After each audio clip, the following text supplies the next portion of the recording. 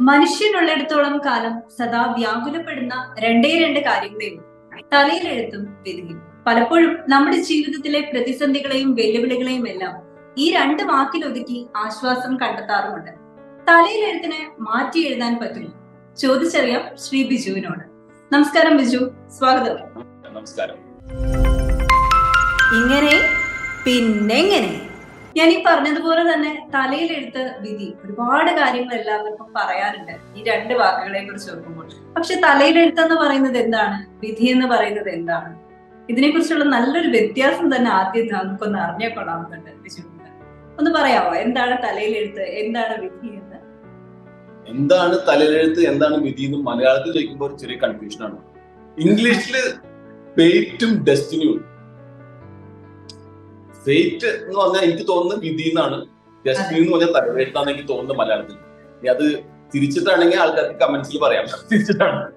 എന്തായാലും ഡിഫറൻസ് എന്താ വെച്ചിട്ടുണ്ടെങ്കിൽ, വിധി അല്ലെങ്കിൽ ഫേറ്റ് എന്ന് പറഞ്ഞാല് നമ്മുടെ കയ്യിൽ ഒരു കൺട്രോൾ ഇല്ലാത്തതാണ്. ഒരു ഉദാഹരണം പറയുകയാണെങ്കിൽ, നമ്മൾ കേരളത്തിൽ ജനിച്ചു, അല്ലെങ്കിൽ ന്യൂയോർക്കിൽ ജനിച്ചു, അല്ലെങ്കിൽ ആഫ്രിക്കയിൽ ജനിച്ചു, അല്ലെങ്കിൽ നമ്മള് കറുത്തിട്ടാണ് വെളുത്തിട്ടാണ്, അല്ലെങ്കിൽ പൊക്കം കൂടുതലാണ് പൊക്കം കുറവാണ്, ഇതിലൊന്നും നമുക്ക് യാതൊരു കൺട്രോളും ഇല്ല, അല്ലെ?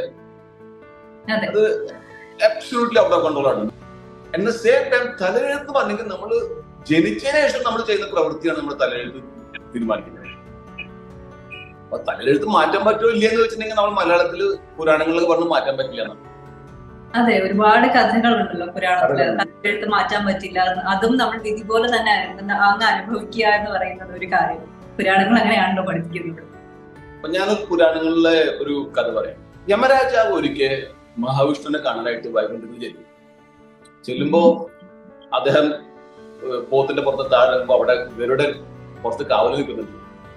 ഗരുഡിന്റെ അടുത്താണ് ചെറിയൊരു പക്ഷി ഇരിക്കുന്നത്. യമരാജാവ് ഈ പക്ഷിനെ കാണുമ്പോ ചോദിക്കും ഗരുഡിനോട്, ഈ എന്ത് ഇവിടെ ചെയ്യുന്നു ചോദിക്കും. എന്നിട്ട് യമരാജാവ് മഹാവിഷ്ണുവിനെ കാണാനായിട്ട് അകത്തേക്ക് കയറി പോകുമ്പോ ഈ പക്ഷിക്ക് ഭയങ്കര പേടി വരും.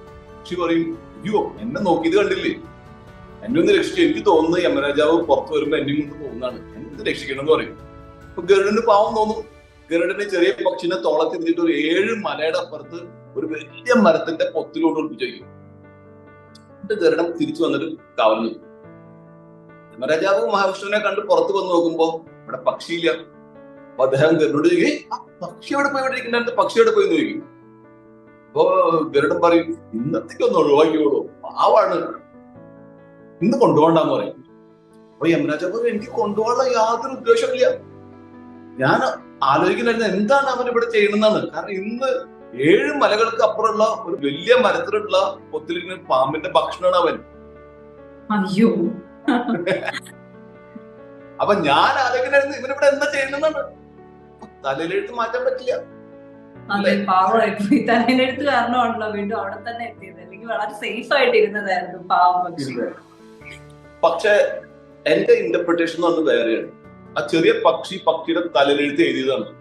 കാരണം നിങ്ങളൊന്ന് ആലോചിച്ച് നോക്കൂ, ആ പക്ഷി അവിടെ സ്വന്തം കാര്യം നോക്കി ഗരുഡിന്റെ അടുത്ത് കുശലം പറഞ്ഞിരിക്കുകയാണെങ്കിൽ എന്തെങ്കിലും സംഭവിക്കുമോ? ഒരിക്കലും ഇല്ല, ഒന്നുമില്ല. നമ്മളാണ് ആന്റിസിപ്പേറ്റ് ചെയ്തിട്ട് എന്തെങ്കിലും ഭവിഷ്യത്ത് വരാൻ തോന്നിയിട്ട് അതിനെ അവോയ്ഡ് ചെയ്യാൻ വേണ്ടി പോയി ചെയ്യുമ്പോഴാണ് നമ്മൾ പ്രോബ്ലത്തിൽ ഒന്ന് വീഴുന്നത്. അപ്പൊ നമ്മളാണ് തലയെഴുത്ത് എഴുതുന്നത്. അതായത് നമ്മുടെ തോട്ട്സും നമ്മൾ എന്താണ് ചിന്തിക്കുന്നത് നമുക്ക് വരാൻ പോകുന്നത് നമ്മളത് അട്രാക്ട് ചെയ്യണം. ഈ നെഗറ്റീവ് കാര്യങ്ങൾ അട്രാക്ട് ചെയ്യാണ്ട് പോസിറ്റീവ് കാര്യങ്ങൾ അട്രാക്ട് ചെയ്താൽ മതി. അതായത് നമ്മുടെ ഭാഗത്ത് നിന്ന് എന്തൊക്കെ കാര്യങ്ങൾ ചെയ്യുമ്പോഴാണ് നമുക്ക് ഡെസ്റ്റിനി അല്ലെങ്കിൽ തലയിലെഴുത്തിനെ മാറ്റാൻ പറ്റും? ഈ പറയുന്ന പോലെ ആക്ഷൻസും തോട്ട്സും നിയന്ത്രിക്കുക എന്നുള്ള കാര്യം തന്നെയാണ്. ഞാൻ അതിന് ഒരു വേറെ ഉദാഹരണം പറഞ്ഞുതരാം. അപ്പൊ നമ്മൾ 2020 കൊറോണ വന്നപ്പോ എല്ലാവരോടും കട അടച്ചു കൂട്ടാൻ പറഞ്ഞു, അല്ലെങ്കിൽ ജോലി കുറെ ആൾക്കാരെ പോയി. അതിൽ നമുക്ക് യാതൊരു കൺട്രോളും ഇല്ല. ഒരു വൈറസ് എവിടെയോ വന്നു, അതിന്റെ പേരിൽ ലോകം മുഴുവൻ അടച്ചു കൂട്ടി. ആർക്കെങ്കിലും എന്തെങ്കിലും കൺട്രോൾ ഉണ്ടോ? അത് വിദ്യയാണ്, നിവൃത്തിയില്ല. തലയെഴുത്ത് പറഞ്ഞിട്ടുണ്ടെങ്കിൽ അതേ കമ്പനിയിൽ തന്നെ സെയിൽസിലുള്ള ആളാണ്, അയാളുടെ സെയിൽസ് കുറച്ച് കുറവാണ്. അപ്പൊ അയാളുടെ ബോസ് നിങ്ങളുടെ സെയിൽസ് കുറച്ച് കുറവാണല്ലോ, ഇതൊന്നും ശരിയാക്കി പ്രശ്നമാണെന്ന് പറഞ്ഞു. ഇത് കേട്ട പതി കേൾക്കാതെ പതി വിചാരിച്ചു, അയ്യോ എന്റെ ജോലി പോകാൻ പോകണം. അപ്പൊ പുള്ളി പിന്നെ എന്താ ചെയ്യുന്നത്, ബോസിന്റെ ക്യാബിൽ നിന്ന് പുറത്തിറങ്ങിയ വഴിക്ക് ആദ്യം ചെയ്യുന്ന CV പ്രിപ്പയർ ചെയ്യണം. എന്നിട്ട് എല്ലാ കമ്പനിയിലേക്ക് അയക്കാണ് ഈ ജോലി പോയാൽ വേറെ ജോലി കിട്ടാനായിട്ട്. അപ്പൊ മാസാവസാനം ആകുമ്പോ സെയിൽസ് വന്നിട്ടില്ല. എന്താ കാരണം? നമ്മുടെ എഫേർട്ട് മുഴുവൻ പോയത് വേറെ ജോലി നോക്കാനാണ്. അതേസമയം ബോസ് പറഞ്ഞു കേട്ടിട്ട് നേരെ പോയിട്ട് പണിയെടുക്കണമെങ്കിൽ ചിലപ്പോൾ ജോലി അവിടെ ഉണ്ടായിരിക്കും. അപ്പൊ ആരാണ് ജോലി പോകുന്നത് തീരുമാനിച്ചത്? നമ്മളെ തീരുമാനിച്ചത്. നമ്മൾ ജോലി പോകുന്നത് തീരുമാനിച്ചിട്ടാണ് പണിയെടുക്കുന്നത്. അപ്പൊ നമ്മളാണ് തലയിലെടുത്ത് മാറ്റുന്നത്. അപ്പൊ പോസിറ്റീവായിട്ട് വിചാരിക്കുകയാണെങ്കിൽ നേരെ പോയി പണിയെടുക്കുക, അത്രേ വേണ്ടോ. അപ്പൊ എങ്ങനെ തലയിലെടുത്ത് മാറ്റുക? എപ്പോഴും പോസിറ്റീവ് തോട്ട്സ് ആയിട്ട് നമ്മൾ കയ്യിലിരുന്ന കാര്യം മാത്രം നോക്കി മുന്നിലേക്ക് പോവുക. അങ്ങനെയാണെങ്കിൽ നമുക്ക് ഒന്നും ആലോചിക്കേണ്ട കാര്യമില്ല. ഇപ്പൊ വിധി എന്ന് പറഞ്ഞാൽ നമുക്ക് ഒരു കൺട്രോൾ ഇല്ല. നമ്മൾ പുറത്ത് പോയിട്ട് ഒരു വണ്ടി ഇടിച്ചാൽ നമുക്ക് ഒന്നും ചെയ്യാൻ പറ്റും, അത് വിധിയാണ്. പക്ഷെ ഒരു വണ്ടിയുടെ മുന്നിലേക്ക് ചാടുക നമ്മുടെ തലയെടുത്ത് നമ്മൾ എഴുതുന്നതാണ്. എപ്പോഴും നമ്മുടെ കയ്യിലുള്ള കാര്യങ്ങൾ നമ്മൾ പോസിറ്റീവായിട്ട്. അതായത് ഒന്ന് ഇടപെടുകയാണ്, ഒരു കഥയും കൂടി പുരാണത്തിൽ നിന്ന് നമ്മൾ കോട്ട് ചെയ്യുകയാണെന്നുണ്ടെങ്കിൽ കുറച്ച് കൂടുതൽ വ്യക്തമാകും. കാരണം നമ്മൾ കേട്ട് പഴകിയിട്ടുള്ള എല്ലാ കഥകളും തലയിലെടുത്തെന്ന് പറയുന്നത് നമുക്ക് നിയന്ത്രിക്കാൻ കഴിയുന്ന ഒന്നല്ല എന്ന് പ്രൂവ് ചെയ്യുന്നതാണ്. തീർച്ചയായും വിഷ്ണു ഭഗവാന്റെയും ഗരുഡ ഭഗവാന്റെയും ഒരു കഥ കേട്ടു. അതോടൊപ്പം തന്നെ മറ്റൊരു ഇൻട്രസ്റ്റിംഗ് ആയ ഒരു കഥ എനിക്ക് ഇടയ്ക്ക് പറഞ്ഞു തന്നിട്ടുണ്ട്. അതുകൊണ്ട് അതിനും കൂടി ഒന്ന് ചോദിക്കുകയാണ് നമ്മുടെ ഓഡിയൻസിന് വേണ്ടിയിട്ട്. പരമശിവനും പാർവതി ദേവിയും മുകളിലിരുന്ന് ഭക്തരൊക്കെ നോക്കുകയാണ്. പരമേശ്വരൻ ഒരു ഭയങ്കരമായ ഒരു ഭക്തനുണ്ട്, വയസ്സായ ആളാണ്. അദ്ദേഹം ഒരു കാടിന്റെ സൈഡിൽ ഒരു കുടില താമസിക്കും. ഭയങ്കര ദാരിദ്ര്യമാണ്. എങ്കിലും ഈ കാട്ടിനകത്ത് ചെറിയൊരു അമ്പലമുണ്ട്. എന്നും കാലത്തും വൈകിട്ടും ഇദ്ദേഹം പോയിട്ട് അവിടെ വിളക്ക് കത്തിക്കും. പക്ഷെ മഹാദാരിദ്ര്യമാണ്. അപ്പോ പാർവതി പറയും ഭഗവാന്റെ അടുത്ത്, നിങ്ങളുടെ എത്ര വലിയ ഭക്തനല്ലേ, നിങ്ങൾക്ക് എന്തുകൊണ്ട് അദ്ദേഹത്തിന് കുറച്ച് പൈസ കൊടുത്തോളൂ, എന്തൊരു ദാരിദ്ര്യം പുള്ളിക്ക്. അപ്പൊ ഭഗവാൻ പറയും, എനിക്ക് മാറ്റാൻ പറ്റില്ല, അതായത് തലയിലെഴുത്താന്ന് പറയും. അപ്പോ ദേവിക്ക് ദേഷ്യം വരും. ഭാര്യമാർക്ക് ദേഷ്യം വന്ന ഭർത്താക്കന്മാർക്ക് ഒരു നിവൃത്തിയില്ല, അത് ഭഗവാനായാലും രക്ഷയില്ല. പടങ്ങി പോരുന്നത്, ഞാൻ പ്രൂവ് ചെയ്ത് തരാൻ ഞാൻ പറഞ്ഞത് ശരിയാണെന്ന്. അപ്പൊ പിറ്റേ ദിവസം കാലത്ത് എന്ത് ഭഗവാൻ ചോദിച്ചിട്ടുണ്ടെങ്കിൽ, ഈ വയസ്സായ ആള് അമ്പലത്തിലേക്ക് പോണ ഒരു ഒറ്റയടി പാതയാണ്. ആ പാതയിൽ പോയിട്ട് ഒരു കുടം സ്വർണ്ണം കൊണ്ടുവയ്ക്കും.